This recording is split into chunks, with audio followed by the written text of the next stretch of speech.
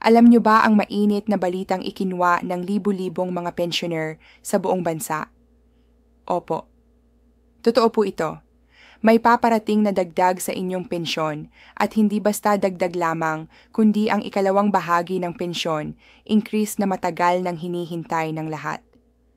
At ang pinakamahalagang tanong ngayon, kailan eksaktong ibibigay ngayong October 2 at 25?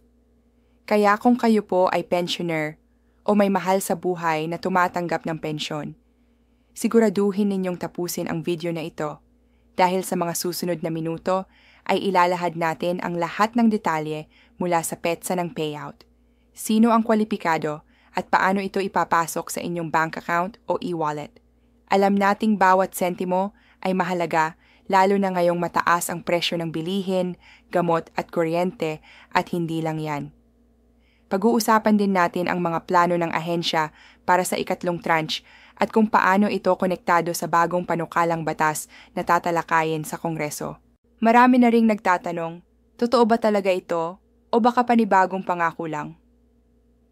Kaya dito sa ating channel, tinitiyak namin na malinaw at direkta ang balita mula mismo sa mga opisyal na anyo at press release.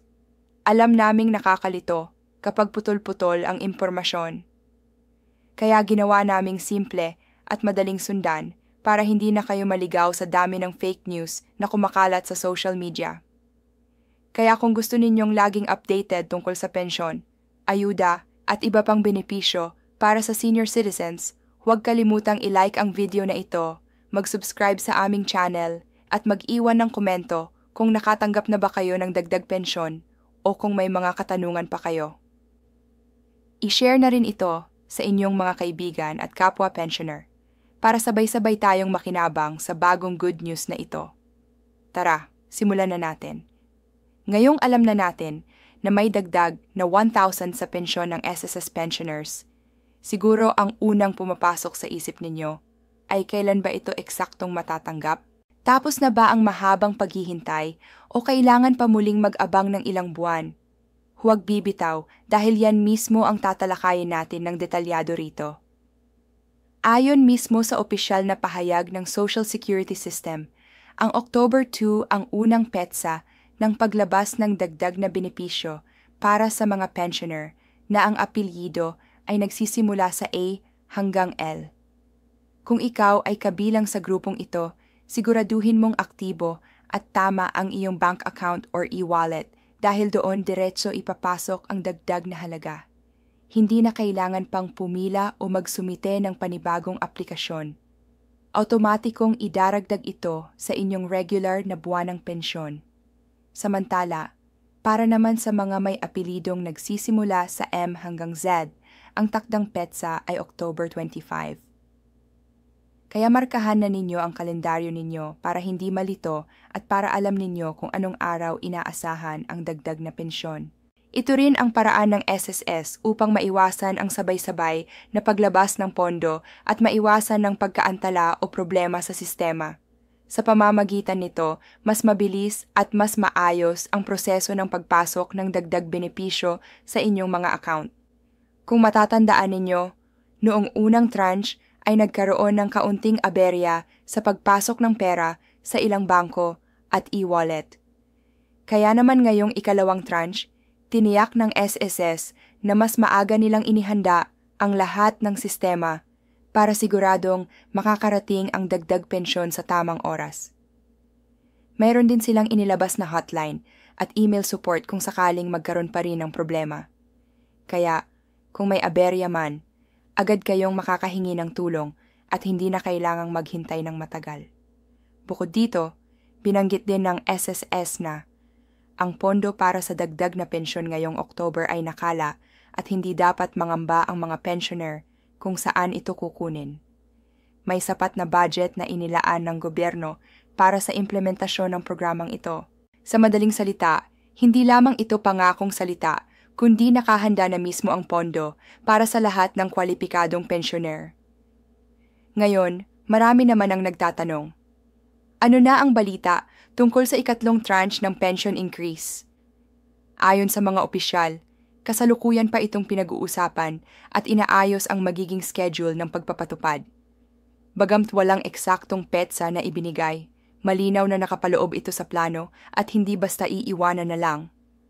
Ang layunin ng ahensya ay maibigay ito ng buo bago matapos ang fiscal year upang matiyak na lahat ng pensioner ay nakikinabang sa itinaas na benepisyo.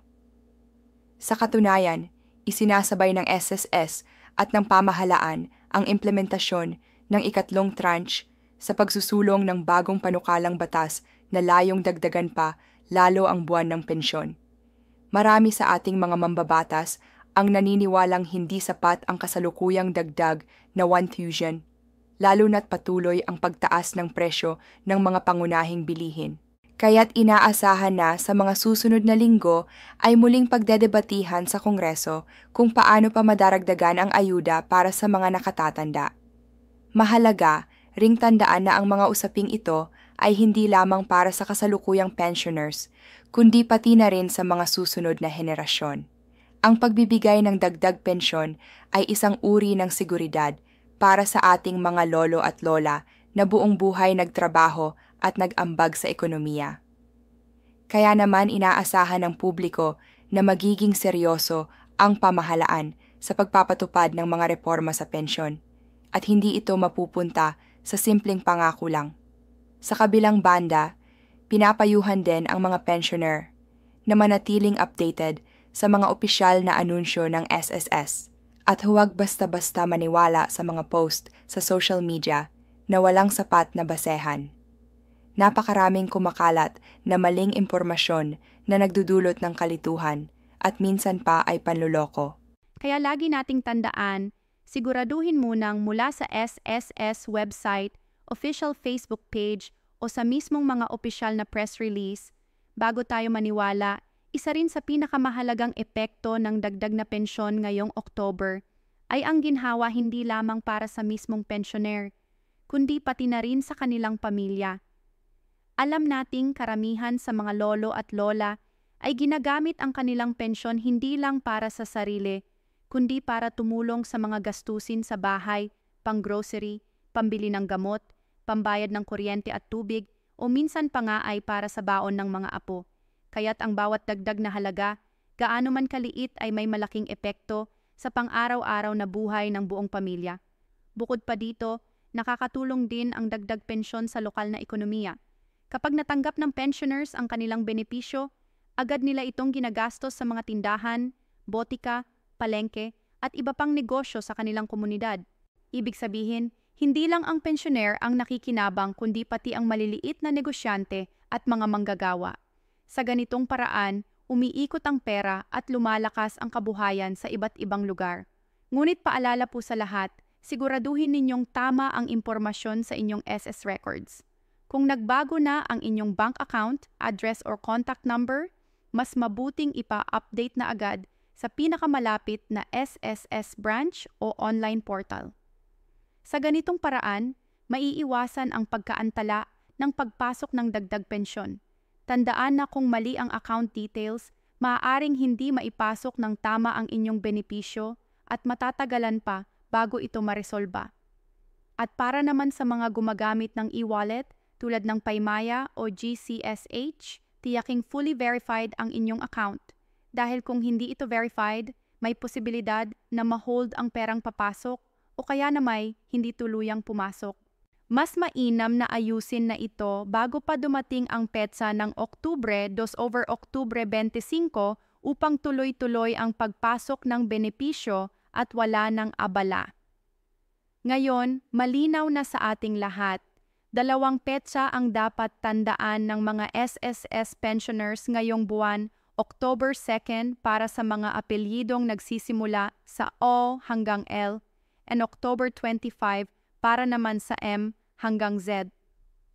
Otomatikong idaragdag ang pension increase sa inyong buwan ng pensyon, kaya siguraduhin na lamang na maayos ang inyong account at updated ang inyong impormasyon. Sa mga nagtatanong kung may susunod pang dagdag bukod sa ikatlong tranche, ang sagot ay oo. Patuloy pa itong pinag-uusapan. Hindi pa tapos ang laban ng ating mga senior citizens at mga taga-suporta nila sa Kongreso para ipanalo ang mas mataas na pensyon. Kaya't habang naghihintay tayo, mainam na tangkilikin muna ang benepisyong na ibibigay ngayon at gamitin ito ng tama para sa pangangailangan ng pamilya. Muli naming inuulit ang paalala, iwasan ang mga pekeng balita at chain messages na kumakalat sa social media. Huwag basta maniniwala sa mga text o tawag na humihingi ng inyong personal na impormasyon kapalit ng dagdag benepisyo. Ang SSS ay hindi humihingi ng password o PIN number at tanging sa kanilang opisyal na channels lang kayo makakakuha ng tamang balita. Kaya mga kaibigan, kung gusto ninyong lagi kayong updated tungkol sa pensyon, ayuda at iba pang benepisyo para sa mga senior citizens, huwag kalimutang i-like ang video na ito, mag-subscribe sa aming channel at pindutin ang notification bell para una kayong makaalam kapag may bago tayong update. Ibahagi ninyo rin ang video na ito sa inyong mga kakilala at mahal sa buhay para sila man ay makinabang at hindi mahuli sa balita. Maraming salamat sa panonood, mga ka-senior at mga kababayan. Naway makatulong sa inyo ang dagdag benepisyong ito at magsilbing paalala na ang inyong sakripisyo at kontribusyon sa lipunan ay may kapalit na pagkilala at suporta. Hanggang sa susunod na update, ingat po kayo at God bless sa ating lahat. M.